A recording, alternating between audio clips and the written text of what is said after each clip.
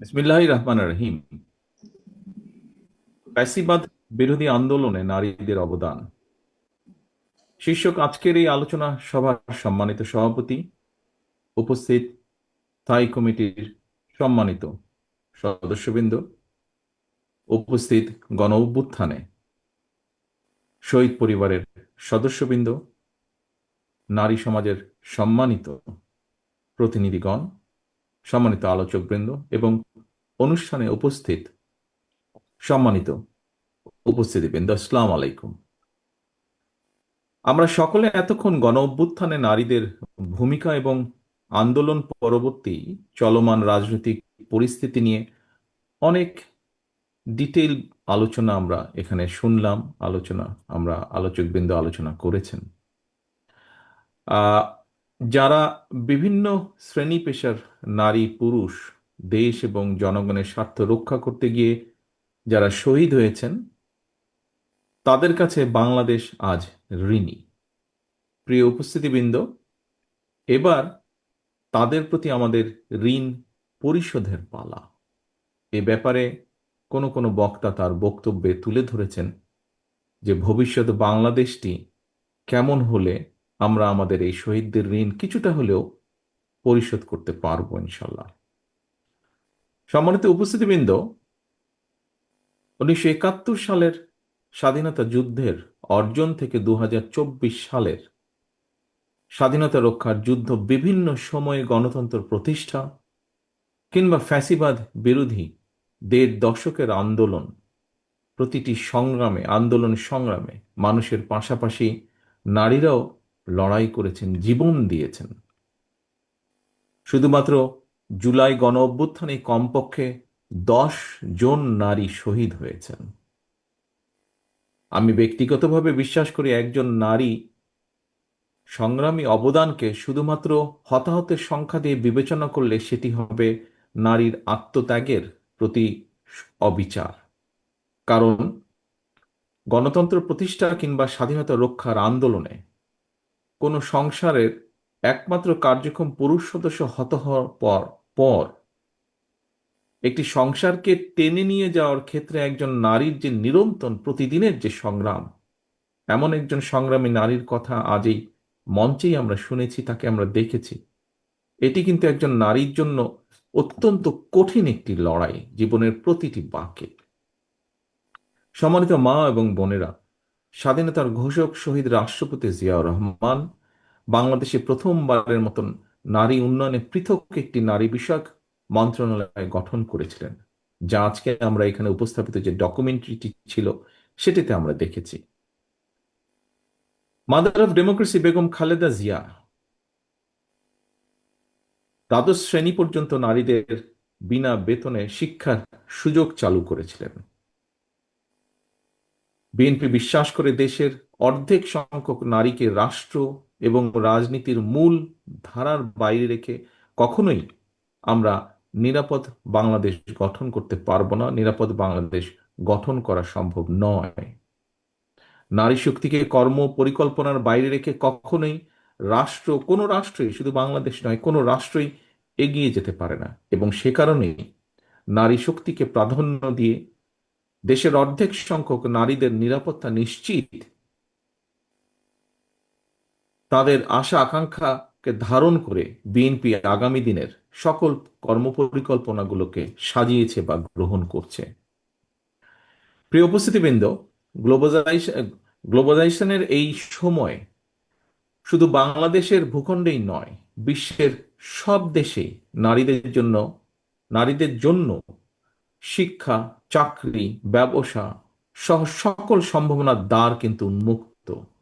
শুধু নারী পুরুষ ভেদাভেদ না করে সবাইকে শিক্ষা দীক্ষায় কমপক্ষে কর্মদক্ষ করে গড়ে তোলা প্রয়োজন অত্যন্ত ভাবে, যদি আমরা দেশকে সামনের দিকে এগিয়ে নিয়ে যেতে চাই। ব্যক্তিগতভাবে আমি মনে করি, বিশেষ করে নারীদেরকে শিক্ষা দানে এবং অর্থনৈতিকভাবে স্বাবলম্বী যদি করা যায়, স্বাবলম্বী করা গেলে নারীর প্রতি বৈষম্য লোপের পাশাপাশি অর্থনৈতিক টানাপোড়েনকে কেন্দ্র করে পারিবারিক সহিংসতাও রোধ করবে বা রোধ করার ক্ষেত্রে ভূমিকা রাখবে। এবং সে কারণেই সেই লক্ষ্যেই আমাদের স্লোগান ক্ষমতায়িত নারী শক্তি পরিবারের মুক্তি। এ কারণেই বিএনপির নীতি মানবিক মূল্যবোধে উজ্জীবিত দক্ষ জনশক্তি তৈরির রাজনীতি, নিরাপদ কর্মপরিবেশ এবং নতুন কর্মসংস্থান সৃষ্টির রাজনীতি। সম্মানিত মা বোনেরা, যদি তুলনামূলক বিচারে দেশে নারী প্রধান পরিবারের সংখ্যা বাড়ছে, তবে দেশের অর্ধেক নারীর মধ্যে অর্থনৈতিক স্বাবলম্বিতার বিচারে নারীরা কিন্তু এখনো অনেক পিছিয়ে আছে বাংলাদেশের প্রেক্ষাপটে। নারীদের অর্থনৈতিক স্বাবলম্বিতা অর্জনের জন্য বিএনপি ইতিমধ্যেই সুনির্দিষ্ট বেশ কিছু পরিকল্পনা গ্রহণ করেছে। বাংলাদেশে আমরা যদি একটু খেয়াল করে দেখি, আপনাদের নিশ্চয়ই অনেকেরই ধারণা আছে, বাংলাদেশে পরিবার হিসাবে যদি আমরা চিন্তা করি, তাহলে পরিবারের সংখ্যা প্রায় 4 কোটি। এর মধ্যে অর্থনৈতিকভাবে পিছিয়ে থাকা পরিবারগুলোর মধ্যে থেকে আমরা যেটা পরিকল্পনা করছি, যেটি আমরা প্ল্যান করছি সামনের দিনগুলোতে আমরা সুযোগ আসলে ইমপ্লিমেন্ট করা, যে প্রথম পর্যায়ে পরিবারগুলো যে আছে, এ থেকে প্রথম পর্যায়ে কমপক্ষে 50 লক্ষ প্রান্তিক পর্যায়ের যে পরিবার, তাদের কাছে আমরা ফ্যামিলি কার্ড চালুর পরিকল্পনা আমাদের রয়েছে। ইনশাল্লাহ আসন্ন নির্বাচনে বিএনপি জনগণের রায় রাষ্ট্র পরিচালনার সুযোগ পেলে পরিবারের নারী প্রধানের নামে কিন্তু আমরা এই ফ্যামিলি কার্ডটি আমরা ইস্যু করব। এর লক্ষ্য বা কি উদ্দেশ্য কি হতে পারে, খুব সংক্ষেপে আমি আপনাদের সামনে 2 লাইনের মধ্যে বলার চেষ্টা করব। সেটি হচ্ছে, প্রান্তিক পরিবারগুলোকে প্রতি মাসে রাষ্ট্রীয়ভাবে আর্থিক অথবা প্রয়োজনীয় খাদ্য সহায়তা প্রদান করা হবে। আমরা আশা করছি এই ধরনের উদ্যোগে পরিবার এবং সমাজে একদিকে নারীর অর্থনৈতিক ক্ষমতায়ন ঘটবে, অপরদিকে পরিবারগুলোর সামনে ধীরে ধীরে স্বাবলম্বী হয়ে ওঠার সুযোগও তৈরি হবে। প্রিয় মা বোনেরা, বিগত 1.5 দশকেরও বেশি সময় ধরে ফ্যাসিবাদ বিরোধী আন্দোলনের সময় অনেক মা তার প্রিয় সন্তান হারিয়েছেন। আমার মাও তার এক সন্তানকে হারিয়েছেন আপনাদেরই মতন। বহু স্ত্রী তার প্রিয়তম স্বামীকে হারিয়েছেন, বোন তার ভাইকে হারিয়েছেন। অনেক মা বোন নির্যাতিত নিপীড়িত হয়েছেন। অনেক পরিবারের পারিবারিক বন্ধন ছিন্ন বিচ্ছিন্ন হয়ে গিয়েছে। হাজারো শহীদ আর স্বজন হারানোর অসংখ্য মা বোনের আর্তনাদে শেষ পর্যন্ত ফ্যাসিবাদ অবসানের পর আমাদের সবার সামনে শিশু, নারী, পুরুষ, ধর্ম, বর্ণ নির্বিশেষে একটি মানবিক বাংলাদেশ গঠনের সুযোগ সামনে এসেছে, যা আজ এই মঞ্চেও বিভিন্ন বক্তা তুলে ধরেছেন।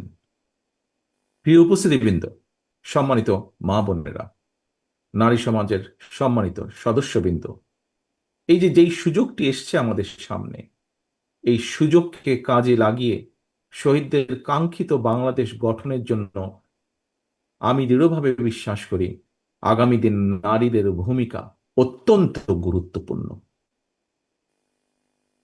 আরেকটি দাবি এসেছে, সেই দাবির সাথে আমি একমত, যে কথাটি আমি আপনাদের সামনে তুলে ধরব বলে নিজেই ঠিক করে রেখেছিলাম।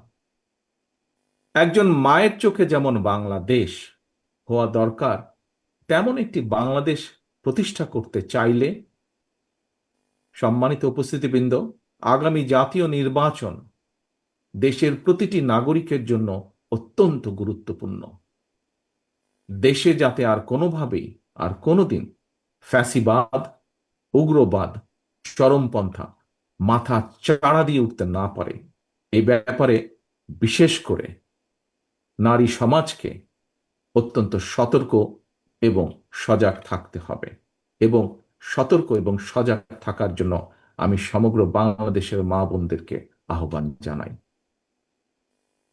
আমি দেশের গণতান্ত্রিক আমি জনগণকে আবারও আহ্বান জানিয়ে বলতে চাই, নারী, পুরুষ, শিশু, ধর্ম, বর্ণ নির্বিশেষে সবার জন্য শহীদদের কাঙ্ক্ষিত একটি ইনসাফ ভিত্তিক গণতান্ত্রিক নিরাপদ বাংলাদেশ প্রতিষ্ঠার মাধ্যমে শহীদদের আত্মত্যাগের প্রতি সম্মান জানানোর জন্য আমরা ঐক্যবদ্ধ থাকি।